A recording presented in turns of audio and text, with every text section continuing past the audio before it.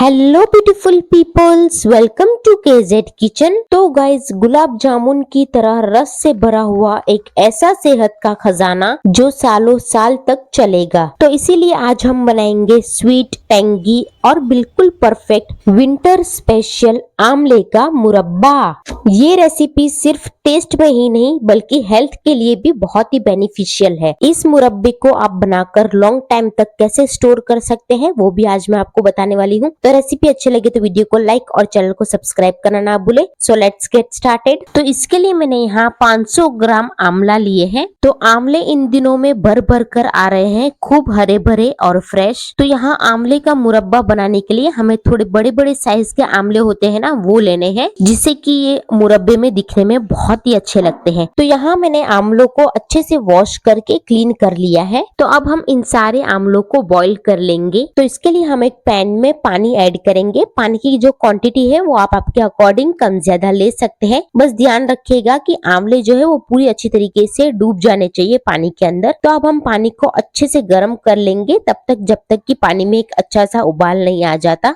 जैसे ही पानी में एक अच्छा सा उबाल आ जाए उसके बाद अब हम इन सारे ही आंवलों को एक एक करके इसमें ऐड कर देंगे। यहाँ याद रखिए कि बहुत ज्यादा हमें आंवलों को नहीं पकाना है, वरना क्या होगा कि जब आप इसे पानी में से निकालेंगे तो सारे आमले टूट जाएंगे। फिर आपके गोल गोल आमले का मुरब्बा बन नहीं पाएगा, क्योंकि आगे भी आंवला हम कुक करेंगे ना, इसलिए। तो ऊपर से लिड कवर करके बिल्कुल लो फ्लेम पर इसे 5 से 6 मिनट तक ही पकाना है, बहुत ज्यादा ओवर कुक नहीं करना है। तो 5-7 मिनट के बाद अब हम लीड ओपन करेंगे तो आप देख सकते हैं कि आंवलों का कलर जो है वो काफी अच्छे से चेंज हो चुका है, और जब हमने इसे चेक किया तो ये काफी अच्छे से सॉफ्ट भी हो गए हैं। और जब आप इसे छुएंगे ना तो ये आपको हल्का सा सॉफ्ट लगेगा। बस ये इसी स्टेज तक ही आपको बॉईल करना है। तो ये हमारे आंवले जो है वो बिल्कुल अच्छे से बॉईल होके सॉफ्ट हो चुके हैं। तो अब हम इन सारे ही आंवलों को स्ट्रेनर की मदद से निकाल कर एक प्लेट में ट्रांसफर कर देंगे और इसे रूम टेम्परेचर पर पूरी अच्छी तरीके से ठंडा करने के लिए एक साइड रख देंगे। और हाँ गाइस, ये जो आंवले का पानी है ना, इसे बिल्कुल भी फेंकिएगा नहीं, क्योंकि इसमें न्यूट्रिशन वैल्यू बहुत ज्यादा है। इसे आप आटा गूंदने में, ग्रेवी, सब्जी या फिर दाल बनाने में यूज कर सकते हैं।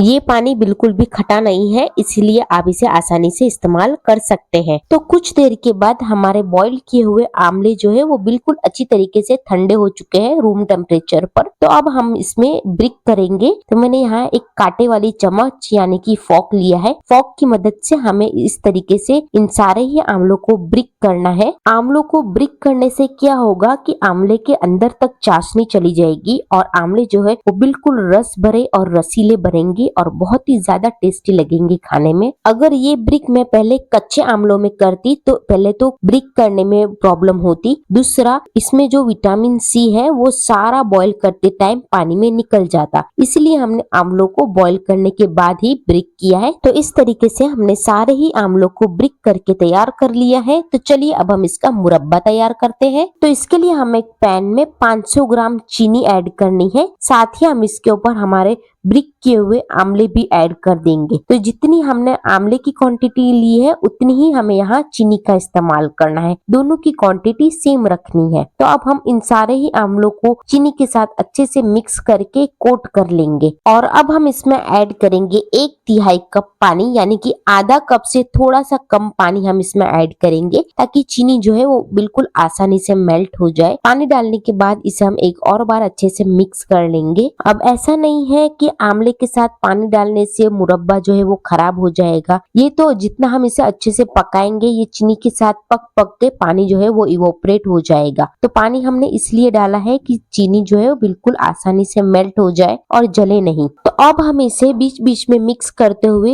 लो टू मीडियम फ्लेम पर पकाएंगे, तकरीबन 8 से 10 मिनट तक, या फिर तब तक जब तक कि चीनी जो है वो पूरी अच्छी तरीके से मेल्ट नहीं हो जाती। और आप देखेंगे कि इसमें उबाल आना भी शुरू हो चुका है, मतलब चीनी जो है वो धीरे धीरे मेल्ट होना स्टार्ट हो गई है। तो गाइस, आप भी ये मुरब्बे की रेसिपी को जरूर ट्राई करें और कमेंट में मुझे बताइए कि आपको मेरी ये रेसिपी कैसी लगी, क्योंकि ये मुरब्बा इतना ज्यादा टेस्टी और डिलीशियस बनता है कि ये तो मेरा फेवरेट हो गया है। और मैं इस मुरब्बे को मेरे हर मील में इंक्लूड करती हूँ, क्योंकि ये बहुत ही ज्यादा हेल्दी और हमारी बॉडी के लिए बेनिफिशियल है। तो 5 से 10 मिनट के बाद जैसे ही चीनी बिल्कुल अच्छे से मेल्ट हो जाए उसके बाद अब हम इसमें ऐड करेंगे एक छोटा टुकड़ा दालचीनी का, 1 छोटी चम्मच इलायची पाउडर, 1 छोटी चम्मच काला नमक, आधी छोटी चम्मच सौंठ यानी कि ड्राई जिंजर पाउडर जिसे हम अदरक का पाउडर भी कहते हैं वो, 1 बड़ा चम्मच सौंफ, 1 बड़ा चम्मच काली किशमिश।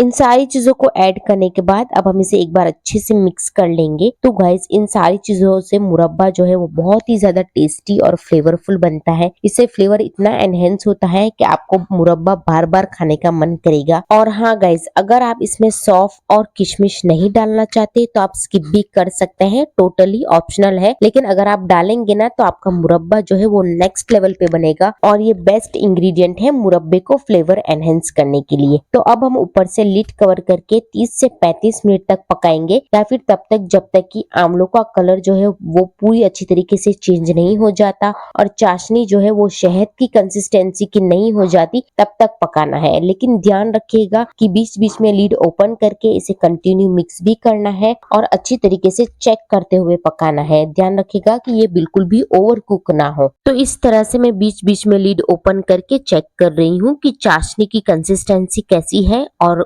इसका कलर चेंज हुआ कि नहीं। तो आप देख सकते हैं कि चाशनी जो है वो हल्की सी गाढ़ी होना शुरू हो चुकी है और इसका हल्का सा कलर भी चेंज हो चुका है, हल्का ब्राउनिश कलर आ चुका है। और आप आमलों को भी देख सकते हैं, जैसे ही आमलों में चाशनी एब्जॉर्ब होगी वैसे ही आमले जो है वो हल्के से सॉफ्ट और ब्राउनिश होना स्टार्ट हो जाएंगे। तो फिर से हम इसका लिड कवर करके कुछ मिनटों तक और पकाएंगे। A few moments later. तो ये देखिए कुछ देर के बाद, वाव कितना बढ़िया लग रहा है दिखने में। जैसा हमें मुरब्बा चाहिए था बिल्कुल वैसा बना है। आप देख सकते हैं आमलों का कलर और चाशनी की थिकनेस और चाशनी का कलर कितना परफेक्ट आया है और आमले जो है वो बिल्कुल नरम और सॉफ्ट बने हैं। और हाँ गाइस, आप इसकी चाशनी की कंसिस्टेंसी देखिए, ये बिल्कुल परफेक्ट 2 तार की चाशनी बनी है, इतनी अच्छे से थिक हो चुकी है। आप देख सकते हैं कितनी गाढ़ी चाशनी बनकर तैयार हुई है। तो इस स्टेज पर हम गैस की फ्लेम को ऑफ कर देंगे और आपको लग रहा होगा ना कि इसके ऊपर काफी बबल्स है, लेकिन जब ये हल्का सा ठंडा होगा ना मुरब्बा तो सारे ही बबल सेटल डाउन हो जाएंगे और चाशनी और आमला जो है वो बिल्कुल परफेक्ट दिख कर आएगा। और इसे कुक करते हुए मुझे टोटल 45 से 50 मिनट लगी है और ये इतना परफेक्ट बनकर तैयार हो चुका है। तो इस तरह से मैंने मुरब्बे को पूरी अच्छी तरीके से रूम टेम्परेचर पर ठंडा कर लिया है और अब आप इसका टेक्सचर देखिए, ये कितना परफेक्ट आया है, कलर देखिए कितना अमेजिंग लग रहा है। So let's serve it KZ kitchen style. तो फाइनली आज का हमारा इम्यूनिटी बूस्टर आंवले का मुरब्बा बिल्कुल तैयार है, जिसे खाकर हमारे बाल, स्किन, डाइजेशन, ब्लड सारी चीजों में इम्प्रूवमेंट नजर आएगा और ये खाने में इतना अमेजिंग लगता है कि आप इसे मांग मांग कर खाएंगे। तो गाइज ये सिर्फ मुरब्बा नहीं है, ये माँ के हाथों का प्यार और दादी नानी के हाथों का स्वाद है। ये ट्रेडिशनल तरीके से बना हुआ आंवले का मुरब्बा, इसके हर आंवले में छुपी है सेहत और हर चम्मच में बसी है पुरानी रसोई की खुशबू। रोज थोड़ा सा खाइए और अपनी सेहत को खूबसूरत बनाइए। और सर्व करने के बाद मैंने इसे चांदी की वर्क के साथ गार्निश किया है, जिससे कि ये दिखने में बिल्कुल गुलाब जामुन की तरह ही लगते हैं। और आंवले जो है वो इतनी ज्यादा सॉफ्ट और जूसी बने हैं, आप इसका